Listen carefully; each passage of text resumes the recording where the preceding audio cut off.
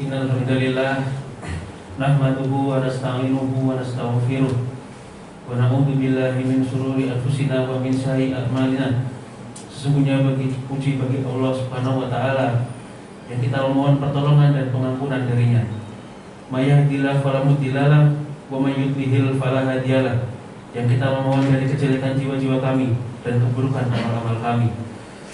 Wa asyhadu an la ilaha illallah wahdahu la syarikalah wa asyhadu anna Muhammadan abduhu wa rasuluh. Dan saya bersaksi bahwa tidak ada ilah yang pantas yang hak disembah kecuali Allah Subhanahu wa taala, dan saya bersaksi bahwa tidak ada bahwa Nabi Muhammad sallallahu alaihi wasallam adalah utusan Allah Subhanahu wa taala. Ya ayyuhalladzina amanu taqullaha haqqa tuqatih wa la tamutunna illa wa antum muslimun. Wahai orang-orang beriman, bertakwalah kepada Allah dengan sebenar-benar takwa, dan janganlah kamu mati kecuali dalam keadaan beragama Islam. Ya ayuhan nasu taqumu rabbakum alladzi khalaqakum min nafsin wahidah wa khalaqa minha zawjaha wa bassa rijalan katsiran wa nisaa wattaqullaha alladzi tasaaluna bihi wal arham innallaha kana 'alaikum raqiba. Jemaah salat Jumat rahimani wa rahimakumullah. Pada kesempatan kali ini, marilah kita sama-sama mengucapkan syukur kita kepada Allah Subhanahu wa taala karena kita sudah masih diberikan umur, masih diberikan usia, masih diberikan kesehatan, sehingga kita bisa menghadiri acara ibadah yang mulia ini, salat Jumat pada hari dalam keadaan sehat walafiat.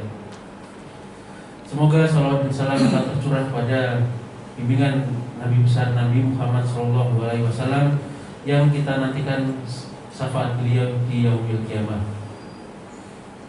Jemaah salat Jumat rahimani wa rahimakumullah. Dan hati-hatinya pada kesempatan khutbah kali ini, khotib berwasiat pada diri khotib sendiri, dan khotib mengajak kepada jemaah sekalian untuk meningkatkan ketakwaan kita kepada Allah Subhanahu wa taala dengan sebenar-benarnya takwa. Jemaah salat Jumat rahimani wa rahimakumullah. Kita hidup di dunia ini berdampingan dengan sesama manusia. Kita berinteraksi dengan sesama manusia. Kita bermuamalah dengan sesama manusia, dan bahkan kita berkonflik dengan sesama manusia. Orang tua berhubungan dengan anaknya, hubungan suami dengan istrinya, murid dengan gurunya, tetangga dengan tetangga sebelahnya, dan lain sebagainya. Islam agama yang sempurna. Islam mengatur hubungan kita dengan manusia. Hablum minan nas, sebagaimana yang kita ketahui, yang mana hablum minan nas ini adalah salah satu dari tiga wasiat Nabi Muhammad SAW sebelum beliau meninggal. Yang pertama adalah takwa kepada Allah dimanapun kita berada. Yang kedua, bersegera melakukan amal saleh. Dan yang ketiga, berakhlak mulia pada sama manusia. Jemaah salat Jumat bagaimana warahmatullahi. Rasulullah SAW pernah bersabda dalam hadisnya diriwayatkan oleh At-Tirmizi, mukmin yang paling sempurna imannya adalah dia yang paling bagus akhlaknya. Kita di dunia ini berlomba-lomba untuk mencari amal kebaikan, berusaha beribadah sebaik-baiknya semata-mata untuk mengharap surga Allah Subhanahu wa taala. Dan kita berusaha menghindari segala larangan dari Allah Subhanahu wa taala semata-mata untuk menghindari dari sisa Allah di dunia, lebih-lebih sisa Allah di akhirat. Namun perlu kita ketahui jemaah sekalian, ada satu hal yang mungkin tidak kita sadari bisa mengurangi pahala kita di akhirat, atau bahkan naudzubillah min dzalik bisa menghilangkan seluruh amal kita di akhirat. Yaitu adalah dosa. Sebagaimana kita tahu, dosa itu ada dosa yang berhubungan dengan kita, yang berhubungan dengan Allah Sang Pencipta, dan dosa yang berhubungan dengan manusia. Dosa dengan Allah itu salah satu contohnya adalah musyrik, munafik, kemudian menghina agama Allah. Dan untuk usaha kita menghapus dosa ini adalah dengan bertaubat, taubatan nasuha. Kita bertobat, beristighfar, insya Allah Allah Maha Pengampun, dan dosa kita dengan Allah akan diampuni. Lain halnya dengan dosa yang satu ini, adalah dosa yang berhubungan dengan makhluk. Ini yang harus kita waspadai. Dalam suatu hadis Rasulullah SAW pernah bersabda, sesungguhnya ada satu hal yang Allah tidak akan ampuni dari timbangan amal, melainkan sampai pemiliknya ridho, yaitu adalah dosa dengan sesama makhluk atau dosa sesama dengan manusia dengan sesama manusia. Jika dosa sesama dengan Allah itu kita harus bertobat, yang mana ini adalah hubungan antara kita dengan Sang Pencipta, yang bertobat dan memohon ampun, tobat nasuha, insya Allah kita akan diampuni dari dosa tersebut dan berjanji tidak akan mengulangi lagi. Lain halnya dengan dosa dengan sesama manusia. Ada usaha untuk mendapatkan ampunan dari Allah Subhanahu wa Ta'ala terhadap dosa ini, yaitu kita harus mendapatkan ridho dari orang yang kita berbuat dosa.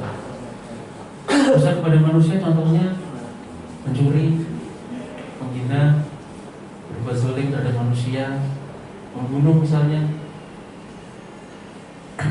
Yang mana kita untuk mendapatkan ampunan tersebut, ampunan dari Allah, kita harus mendapat ridho dari manusia. Kalau kita mencuri, kita harus temui orangnya, kita harus mengembalikan apa yang menjadi haknya. Apabila kita pernah bergibah pada seseorang, maka kita harus menghadap orangnya dan kita harus meminta maaf. Apabila kita telah membunuh, mungkin kita harus menghadap dan kita meminta maaf. Entah apa yang akan disampaikan oleh orang tersebut tentang dosa kita, itu nanti akan ada hukum tersendiri. Tapi dosa kepada manusia ini adalah dosa yang lebih berat daripada dosa kepada Allah Subhanahu wa Ta'ala, karena manusia tidak semaha pemaaf dibanding dengan Allah Subhanahu wa Ta'ala.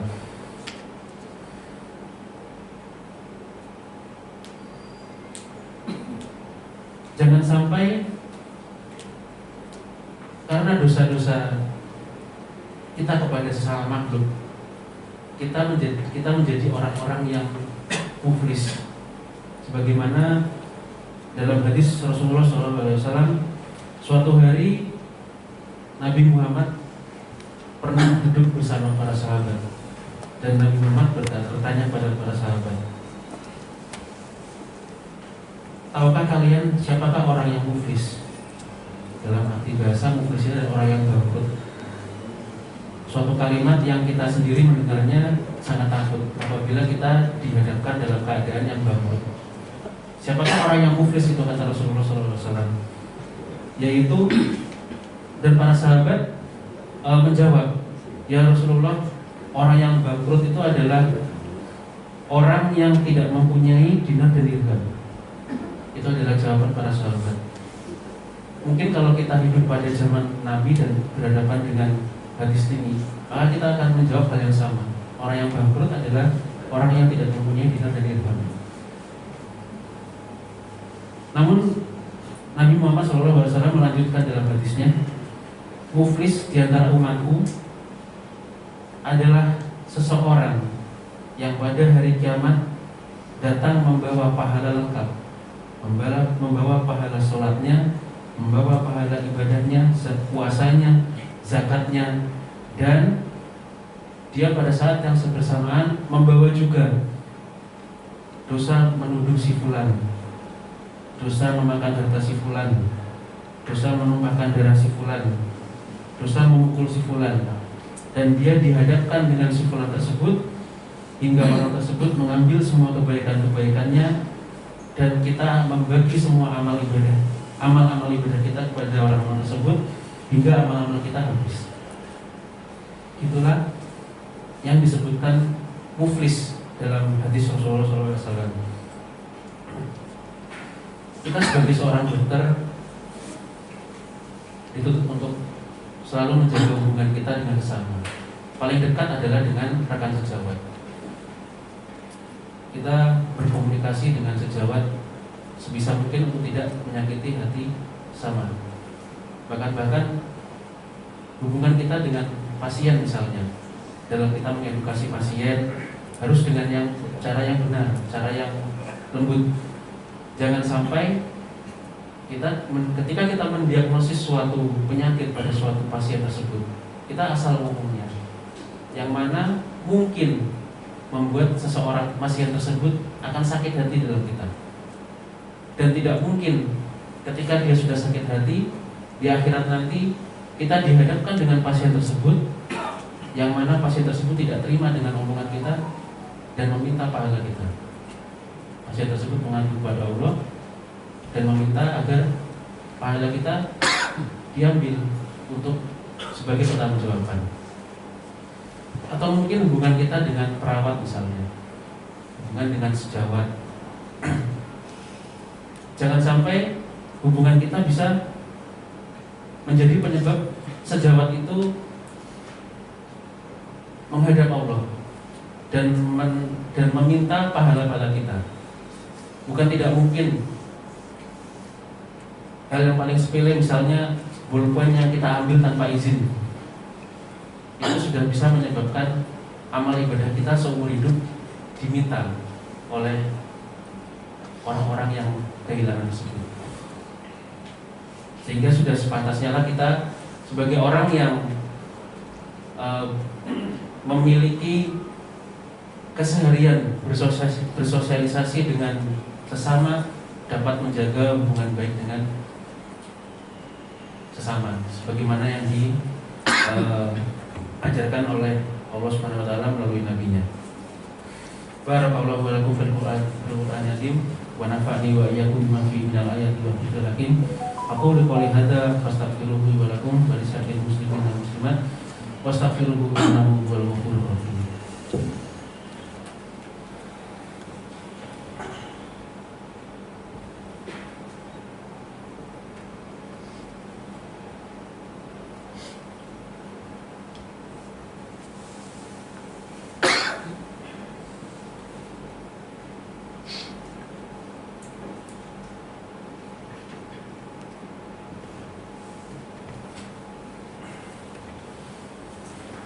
Alhamdulillah wassalatu wassalamu ala anbiya'i wal mursalin wa ala alihi washabbihi ajmain.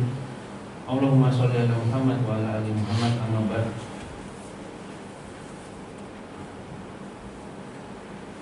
Sebagai khutbah kedua, kembali khotib mengingatkan untuk kita menegakkan ketakwaan kita kepada Allah Subhanahu wa taala dan menjaga hablum minallah kita dan menjaga hablum minanas kita. Bagaimana kita berprofesi sebagai seorang dokter yang selalu bersosialisasi dengan sesama adalah kita untuk menjaga hubungan kita dengan sesama tersebut. Sebagaimana yang kita ketahui, profesi kita sebagai seorang dokter yang insya Allah sebagaimana dalam janji Allah, barang siapa yang memelihara kehidupan seorang manusia, maka dia telah memelihara kehidupan seluruh umat manusia. Jangan sampai pahala kita yang sudah kita susah payah kita kumpulkan menjadi habis hanya karena dosa yang kita perbuat yang kita tidak sengaja kepada orang lain, yang membuat orang tersebut dihadapkan kepada kita di hari kiamat, mengadu kepada Allah Subhanahu wa taala dan meminta semua amal ibadah kita. Semoga kita tidak termasuk dalam golongan orang-orang demikian, dan semoga Allah memberikan kemudahan kita dalam menjalani profesi ini dan menjalankan dengan sebaik-baiknya.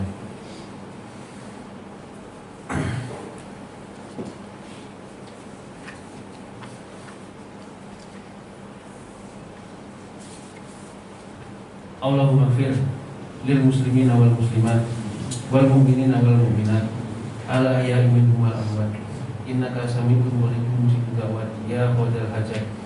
Allahumma inna nas'aluka salamatan fid din wa afiyatan fil jasad wa ziyatan fil ilmi wa barakatan fil rizqi wa taubatan qabla al maut wa rahmatan indal maut wa maghfiratan ba'dal maut. Allahumma hawwin 'alaina fi sakaratil maut wa najatan minan nar wa anfa'in lisan. Rabbana atina fid dunya hasanah wa fil akhirati hasanah wa qina adzabannar. Ibadallah, inna la ya'muru bil 'adli wal ihsan wa yanha 'anil 'anil fahsya'i wal munkari wal baghi ya'idukum la'allakum tadhakkarun wazkurullaha yadhkurkum wazkurullaha yazidkum wa la dzikrullahi akbar. Inna